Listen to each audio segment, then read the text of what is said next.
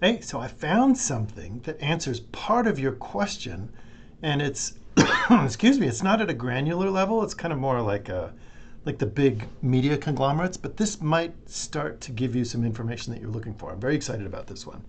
So when I taught years ago business writing or writing for business, hoovers was a big deal. Hoovers is something that takes information from publicly traded companies where they have to report out and say how they're doing financially, and they have to give reports. This was required by the Securities and Exchange Commission after the Depression, so people knew what they were investing in.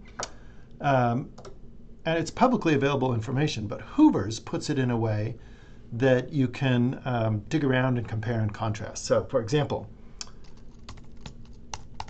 I'm going to look for newspapers, and it's going to start to give me some of these things.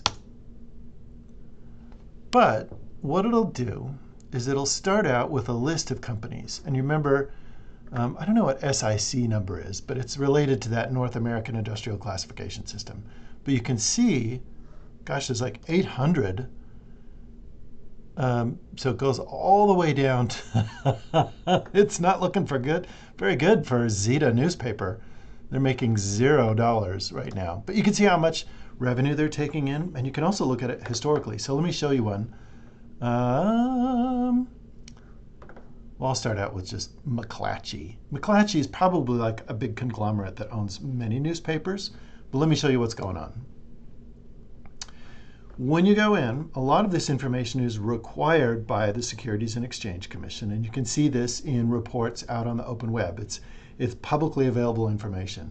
Maybe that's something that you could find. I don't know if it would be on the Wikipedia page, but you're required in the United States to publish. So what you can do is you can see all sorts of different things, but if you go to financial details, industry details is okay, but financial details, this is where you can see historic information.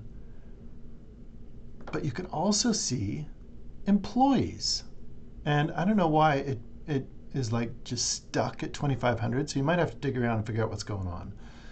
But there's another one where you can go back. And so maybe they were just saying we have the exact same amount of employees. But here you can see during the pandemic, there are numbers changing. And so this is reliable data that will show across all of the different newspaper companies. So I don't know how you would find, maybe you'd have to find independent papers that just represent one thing. And typically these are like publicly traded. But if you go to each one of these, their financial details should be consistent enough where you should be able to look across all of the data.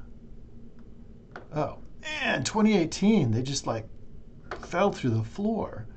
So how this data is gathered, how this is reported is ultra consistent across all of the industry. So Hoover's is going to be a good place to go. And maybe you have to, let's look up New York Times. New York Times. So that's a company. Whoa, they make a lot of money. Financial details. Oh, this one's different.